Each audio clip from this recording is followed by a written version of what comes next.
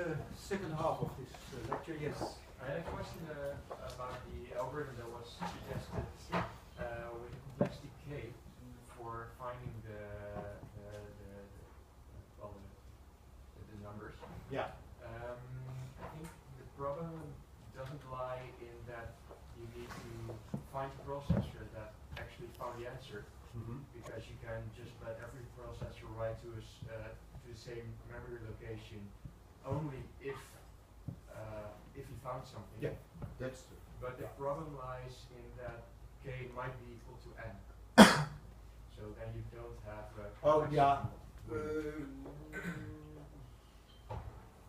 Right. Okay. Yeah, you are right. You are right. So if the you are completely right. So the problem depends on the length of the longest run that you try to do. Yeah. Right. That's yeah. Thank you. Yeah. That's true. That's clear to you too. So let's continue with the prefix computations and balanced trees, and that now applied to matrix computations and vector computations. And to start with, let's concentrate on the inner product of two vectors. And let's assume that vectors are represented by arrays. And now you have an array U, you have an array V with numbers, and you have to compute the inner product, U transpose times V, and that's the sum of pairwise products. Well, the sum of pairwise products automatically should induce with you an idea of doing it by prefix computations. Now the idea is, well, suppose that you have these vectors, how to compute the inner product? Well, first of all, do the pairwise computations. So prepare to your array. So you have here an array Ci of pairwise products, and then it's a simple prefix computation to compute by repeating these pairwise sums in a balanced tree method to come up with the final result in the root of this so-called balanced tree and return the final result in C1. So here you have the pairwise sum, the partial sums. These partial sums are aggregated until you find the final sum in C1. Okay. What's the complexity of this operation? Well, that's quite easy. It is simply a prefix computation scheme. So we should have log n parallel time and O serial time. Okay, can I continue by computing here the matrix vector product? Well, of course, it's very easy. Remember that if you have here a matrix and a column vector B, and you would like to find the matrix vector, the result of the matrix vector multiplication, then you can write the result as a vector of inner products. Yeah? So the only thing we have to do is to apply inner product computations, but now not once, but in parallel for all the rows of A. Right? So, what is the idea? Well, first I use a two-dimensional array. Remember that here the icon, of course, is a vector. Here I use a two-dimensional array to store the pairwise products. Yeah? For each row of A, I have a separate element, and K, I have a separate element. Then for h's 1 to log n, I ensure that finally in C prime A1, the results of these prefix computations are stored. So that means that for every row, I found the result of the inner product of AI, the ith row of A times B. Yeah? So Ci now contains C prime I1, and that means that I have found my final C containing these inner products, and That's the result of the matrix vector computation. What's the complexity? Well, for step 1 we have O1 and On square amount of work. Remember, for I and k between 1 and n. So I have in total n square multiplications. Then here we have to repeat this procedure, this parallel procedure here, log n times. Each of these operations, of course, costs a constant time. So Tn is log n and Wn is On squared. Again. Then finally, in the last step, we have an O1, On amount of work. And that means that, well, by simply checking here, since we have a constant number of lines here, the maximum, so this will be O log n, and this will be O squared amount of work. Yeah? So again, matrix vector product computations require log n amount of time, O n squared amount of work. Okay.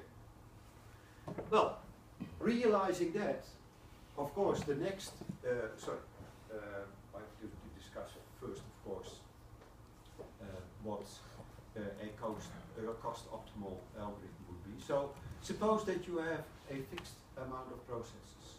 Then you know by using this principle that using fixed amount of processes, Tpn will be equal to the O of Tn plus an overhead induced by this using a constant number of processes of Wn divided by P. And in that case it's On squared divided by P plus log n. Now you know that if you take P equal to Wn divided by Tn, and that's in this case n squared divided by log n processes, your algorithm will be cost optimal. Yeah? So taking this number of processes will give you a cost optimal algorithm. Okay, let's generalize it to matrix multiplications. So now assume that we have an A n by n matrix and a B n by n matrix, and we have to compute the matrix product. Well, the idea is very simple. Now you have to remember that every element, Cij, is the result of an inner product computation. So now instead of not only 1 and not only n plus but n squared number of inner product computations, we have to prepare here for a three-dimensional array to store the results of the individual multiplications. And then by using a prefix computation, you reduce this three-dimensional array, so to say, to a two-dimensional array, like we did in this matrix vector combination. So for every I, j, and k between 1 and n, you determine C prime I, j, k as the result of the pairwise computation of A, I, k times B, k, j. Yeah? Then you perform the prefix computation, the summation computations here. So you reduce C prime I, j, k until k equals 1. And then you store it into Cij. Okay. How much time does it cost you? O1, O n to the power 3, so cubic time, the cubic number of operations. Then here again, log n, cubic number of operations. And here, constant number of time and a cubic number of operations. N squared number of operations, of course, because this pertains to Ij. Total time is O log n, and On is On to the power 3. Let me remind you that for, well, it's of course a little bit sloppy, but that we still think that a standard algorithm, sequential algorithm, takes cubic time to multiply two matrices. And that's not entirely correct, because we know that there are sequential algorithms that can perform it into n to the power 2.73 or so. But these require more complicated algorithms, and in principle you can mimic these kind of algorithms, this kind of prefix computations. But for simplicity, we still assume that the basic algorithm is sequentially optimal, and therefore this algorithm is weakly optimal. Okay, here, if you compute the case for P processes, you will find that Tpn equals the O of n to the power 3 divided by P plus log n, and that means that all n to the power 3 divided by log n processes give you a cost optimal L. Yeah. So this is a very simple introduction to matrix computations, and well, in the subsequent lectures we will try to come up with more involved matrix operations and linear recurrences of matrix equations, but you should remember that these are the primitive operations, so to say, that underlie all these matrix computations. Questions? Quite simple. So let's now start to investigate a new basic technique, and this basic technique is called pointer jumping. Well, this pointer jumping technique is applied in structures that use pointers, and well, viewed in a more abstract way, we don't talk about pointers, but we talk about tree-like structures and collections of tree-like structures. So everyone, I think, here in the room knows what a tree is, and a forest is simply an extension of this notion of a tree. A forest is, like in nature, a collection of trees. And now the basic problem is, suppose that you have directed trees, like here, of nodes in this tree, all pointing directly or indirectly to the root. And let's suppose that somehow the root gives you an identification of the tree each node is in. Yeah? So, for example, you build your data structures by simply giving this root an additional identifier.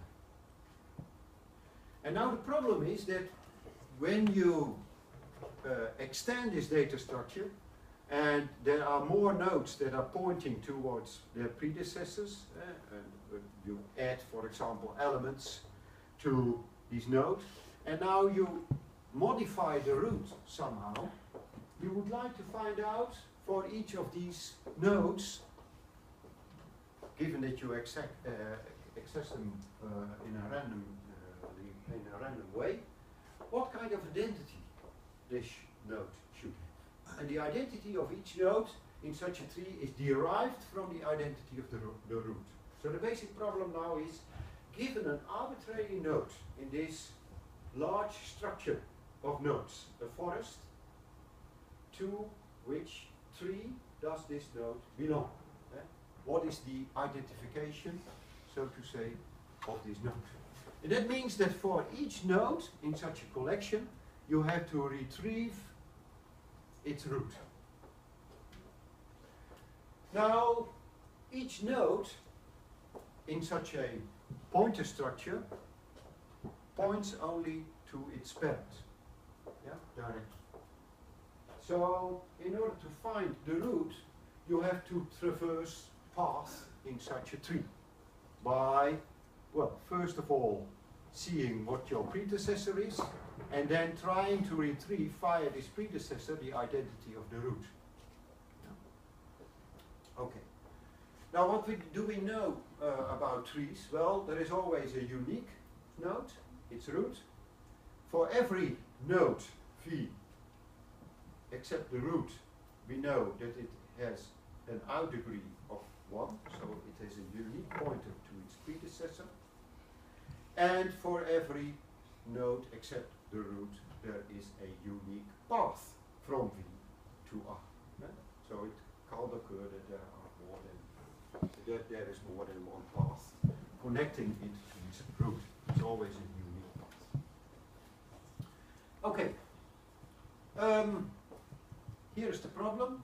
Suppose that you have first I can model as a graph consisting of a set of nodes and a set of edges. And F is represented as an array 1 to n, one large array, where pi equals j if ij belongs to E. And it means j is a parent of I in E. How to identify from this large array to which root each node belongs. Yeah? And of course, well, here there is a simple trick in the array to distinguish nodes, arbitrary nodes, from roots by simply letting a root point to itself. Yeah?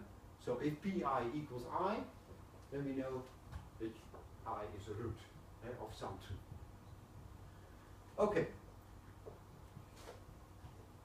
More specifically, the question now is, given this array pi, find the array S1 to n, such that for every j, here in this array, Sj is the root of the tree containing j.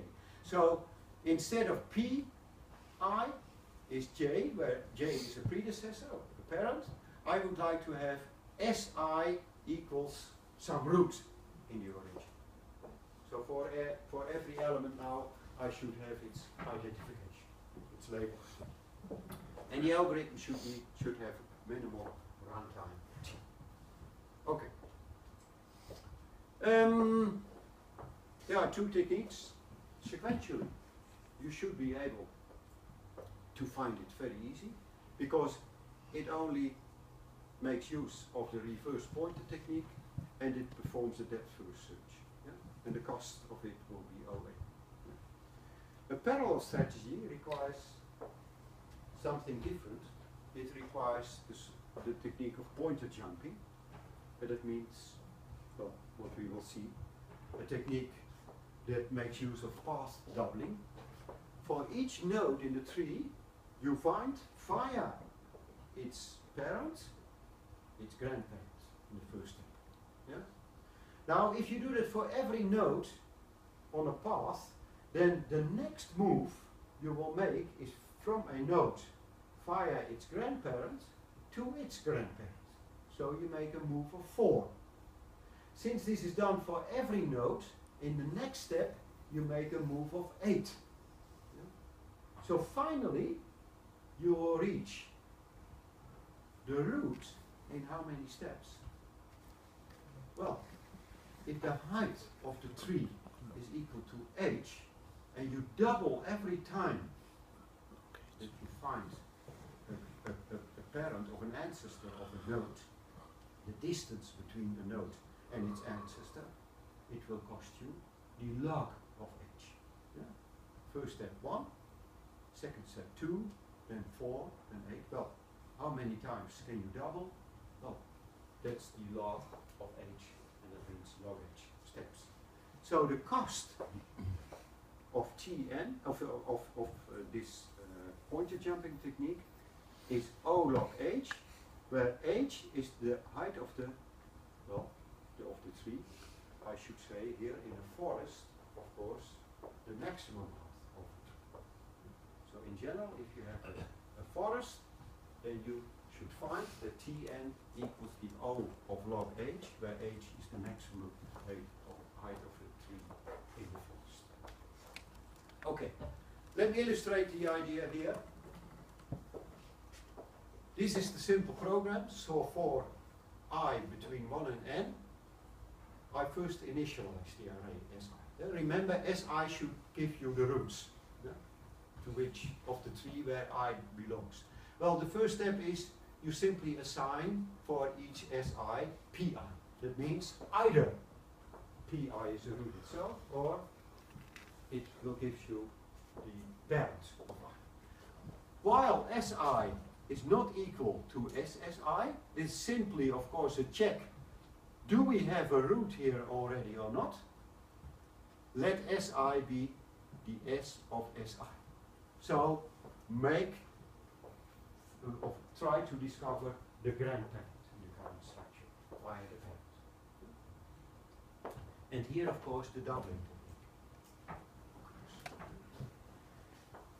And let me remember you that PR equals R for every root. Now, assume here that we have this tree structure.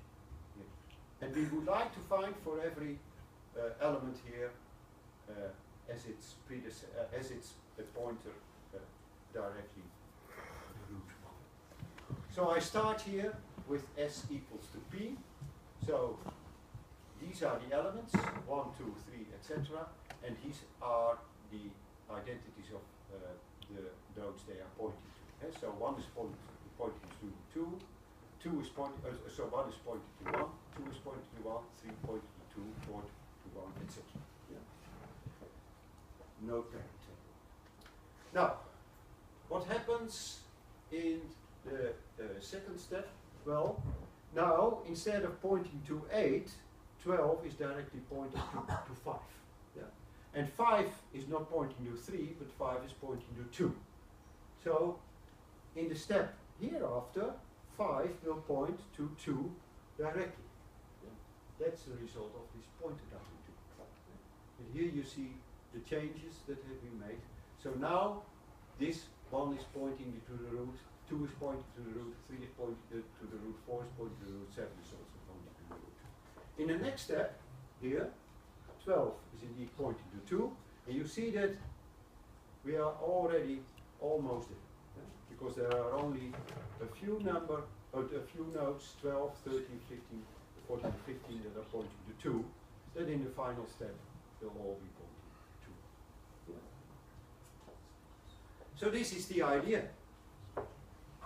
Every time you double the distance from a node to the root, yeah, and that gives you, of course, in log h number of steps, the root for every node. Now here again, I would like to remind you that we can easily prove now the correctness of this program, and again, it's a kind of exercise that you should be able to perform. And to make it more simple, this proof of correctness, I've added some statements in the proof that are not needed for the program, but make the proof of correctness more easy. Okay? So, what's the input? Here we have an array P, and there we have an array S. This is an array of predecessors for every node, and here we should have Si gives you the identity of the root of the tree I belongs to. Well, here you initialize Si equals Pi, and now I have here the statement P0 equals S and J equals 0. This is for the number of iterations, and this is for measuring the number of updates you have to apply for this P structure. So P0 equals S. Then while Si does not equal to SSI, do Si becomes SSI, and now I remember that I have to perform another update, so J is increased and Pj becomes equal to S. Means the changes in the structure. Now, what is the meaning of this array Pj? Well, in this array Pj, I remember what they measured in terms of the original array, the distance is between every node and its ancestor. Okay? So to which node a node is pointing to with respect to the original array. So Pki equals j, so that means in the kth iteration I points to j. If there is a path p from node I to node j, and either j is not root of I and the length of p is 2 to the power k, so this should remind you of the intuitive meaning of path doubling. So we have discovered that j is not equal to I, so I did not reach my root. And that means that now the distance of j to I is 2 to the power k, because it is 2 to the power k, but it's k doublings that we have performed. Or j is a root of I, and the length of p is less than or equal to 2 to the power k. That means that I lies on j, the root of I lies on a distance less than 2 to the power k, or at most 2 to the power k.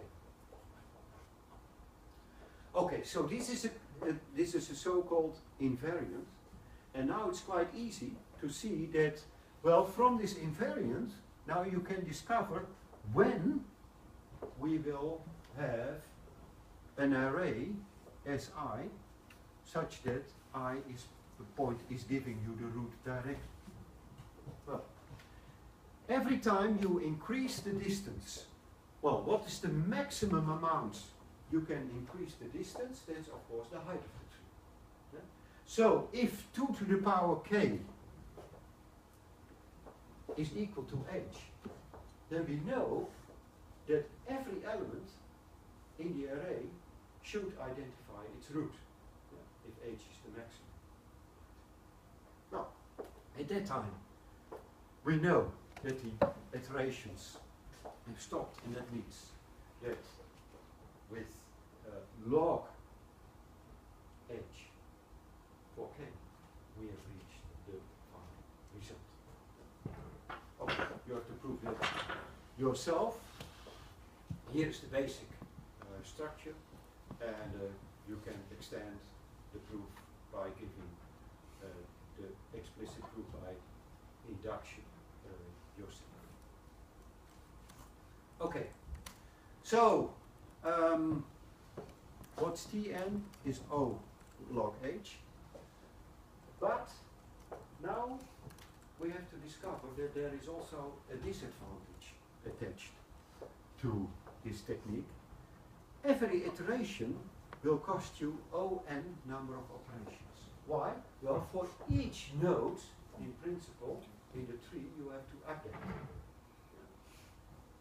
Each node is affected, checked, or changed. That means that if you have log h operations, or log h iterations, that the total number of operations now is the O of n times log h. And that means that the algorithm is not completely optimal. Yeah. So when to apply this pointer jumping technique? Well, if you are sure that you have enough processes, and when this data structure is too much, then you can achieve a speed up. Okay, let me give you another example. Suppose that you have to determine the distances di from the nodes to the root of the tree. So you have a tree, and now you would like to apply pointer jumping to attach for each node its distance to the root. Well, you can apply pointer jumping by a simple modification of the scheme above. If Si is not pointing to the root, set di equals to 1 after this base step, else di equals to 0. Yeah? After that, you know that, well, Si is pointing to its parent and has traversed a distance of 1. Yeah? Well, whenever you apply here the check whether we already are pointing to the root or not, you simply double the distance. You set the distance of I to di plus dsi. Gives you the same effect.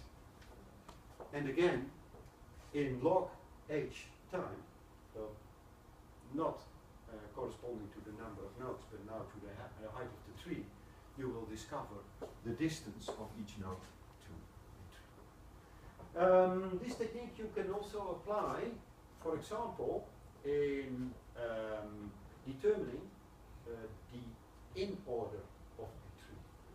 So you know, if you have a tree, the in order of the tree gives you, for each node, its number in the sequence that would occur if you traverse the tree in order.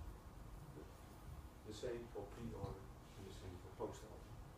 It requires simple modifications. Exercise here. use this algorithm to compute the height of a tree. Yeah? So not here the distance directly of some node to its root, but the height of a tree directly in a very in a more clever way than, of course, first computing all distances and then retrieving the maximum. Okay. This is a simple reminder. If you have for each tree just a path representing by a linked list, and each node has a weight, wi, then you can use the pointer jumping technique to solve the parallel prefix problem. Parallel prefix problem is to determine for each linked list its prefix. So, okay, well, this is a simple adaptation of the technique we just used. Now I have only 12 minutes left for a fairly complicated problem, but well, let me just start.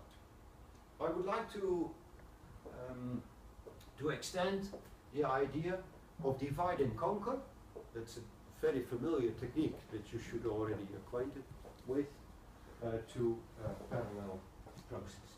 So what's the basic idea of divide and conquer? You have a problem, and in order to solve it, you're doing the following.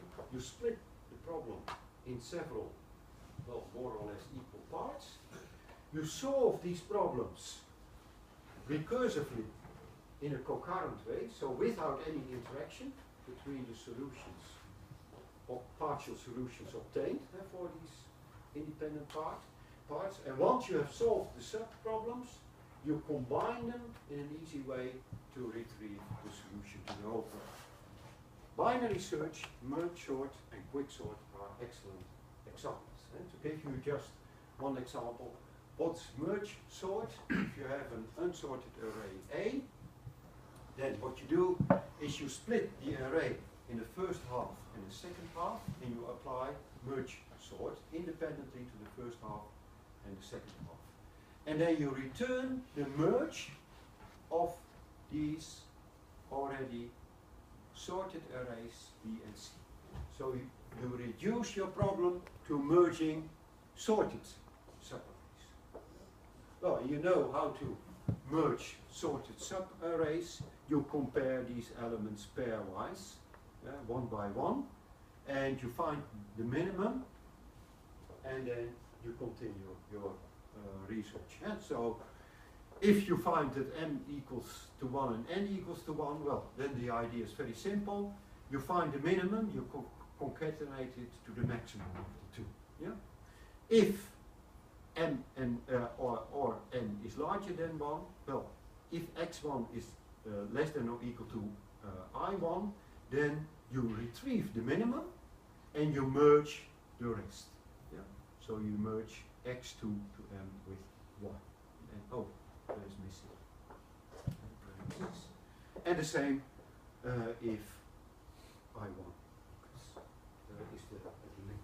Yeah? So, well, it's very simple to see that this merge operation will take a time equal to the sum of n and n. Because in every step you make progress with respect to one element. You use the number of operations with that. Okay. I would like to give you, by means of this divide and conquer principle, an algorithm that computes the maximum of n elements of an array A, not using n to the power 2 times, like we saw in the previous lecture, but in n to the power 1 plus c time, where c is an arbitrary positive constant. That might be arbitrarily small, but larger than 0. Any constant time. Now, know that we already have an algorithm if c equals 1. Yeah? Then we have this well-known O(n square O1 algorithm. And I remind you that this algorithm is not weakly optimal because we can find the maximum in O(n time. So, well, we can concentrate on values c less than 1. Okay. Well, what is the idea? The idea is to take this original array of n elements and to split it in n to the power 1 minus c blocks of n c elements. So I obtain here n c elements and I assign them to one block. Okay. Then I compute the n to the power 1 minus c maxima of these blocks in parallel using the familiar CRCW algorithm for computing the maximum.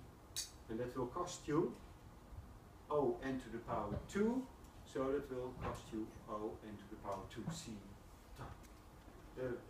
Parallel time and constant amount, constant amount of time and O n to the power 2c number of operations.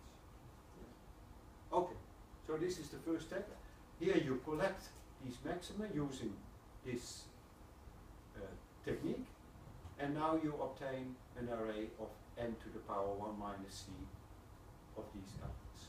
And these contain maxima. So again, you split the number of elements here. So again, you find here n to the power c subarrays. Yeah?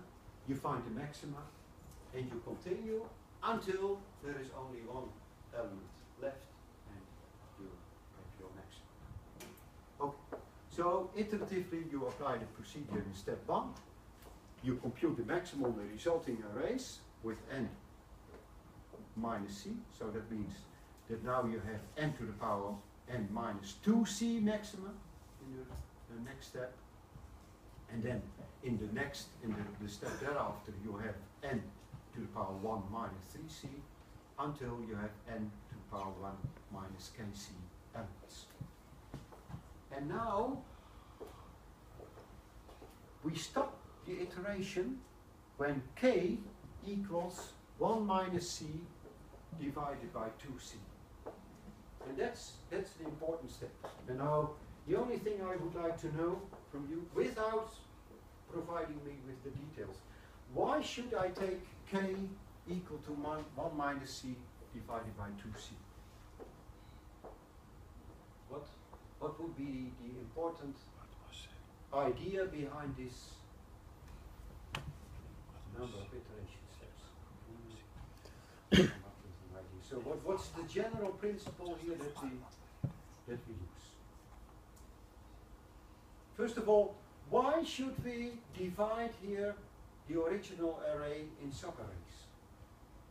Why can't we apply this CRCW array algorithm from the beginning? Well, the idea is clear. We can't afford to use this algorithm because it would be too costly.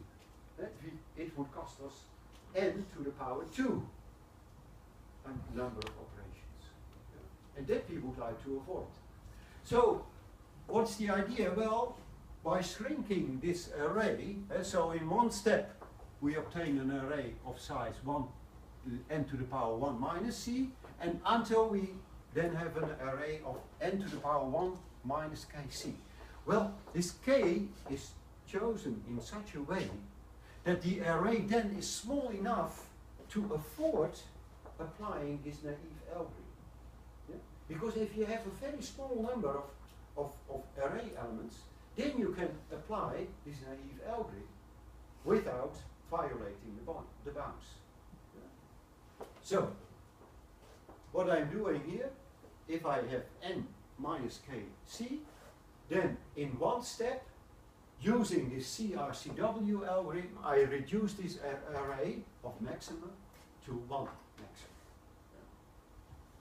And why? Well, if k equals 1 minus c divided by 2c, then recomputing and expressing it in terms of n, we have n to the power 1 minus kc squared, so that's the total number of operations here, is n to the power 2 minus 2 kc, and that is less than or equal to n to the power 1 plus c. Once you have that, you know that the total number of operations is bounded above by n to the power 1 plus c. So in that final step, you finally can apply your original algorithm. So what's now the idea? Well, compute a final maximum containing less than or equal to 1 n to the power 1 minus kc maximum using this naive algorithm. And notice that k is a constant that's depending upon c. So the number of operations that we needed is a constant number of operations. And that's very important. Because now, step by step, we analyze the time work complexity involved. Here is the idea, n to the power of 1 minus c maximum, n minus kc maximum, final maximum. K is a constant. So what is the number of, what is the total complexity of the first iteration step? Well, of course we can do it in parallel time, because all these maxima are computed in parallel, well, with the O1 time complexity per block.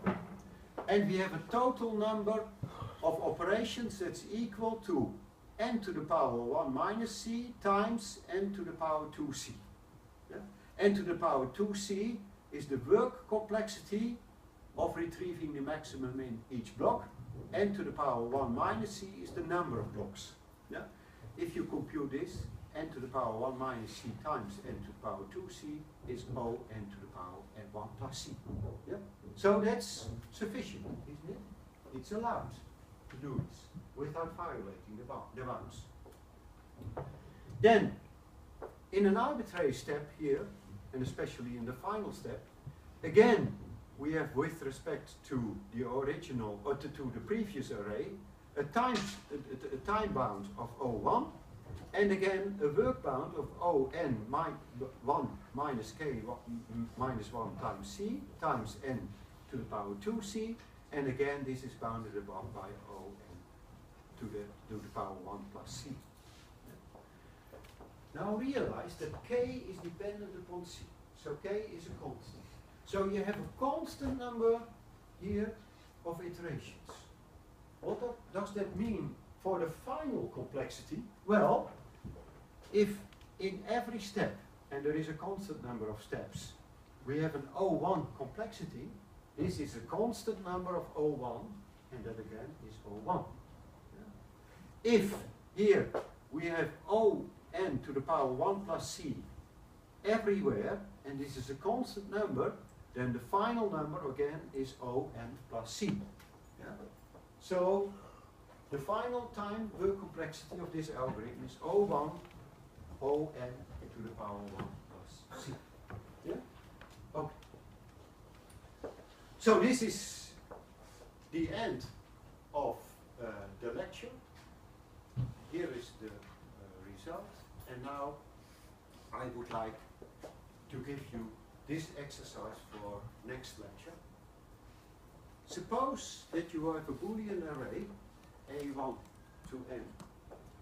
And you know that this array might contain a 1, but you are not curious about the arbitrary one in this array, but you would like to find the first one.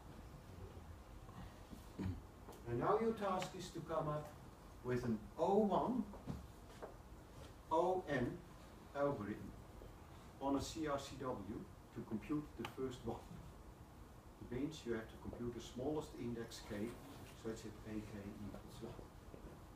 And these and other Boolean operations, of course, often occur in these GPUs. There you have to shift blocks, you have to find patterns in your input, etc. And these are important tricks that are employed there. So please consider it as an exercise. Let's start.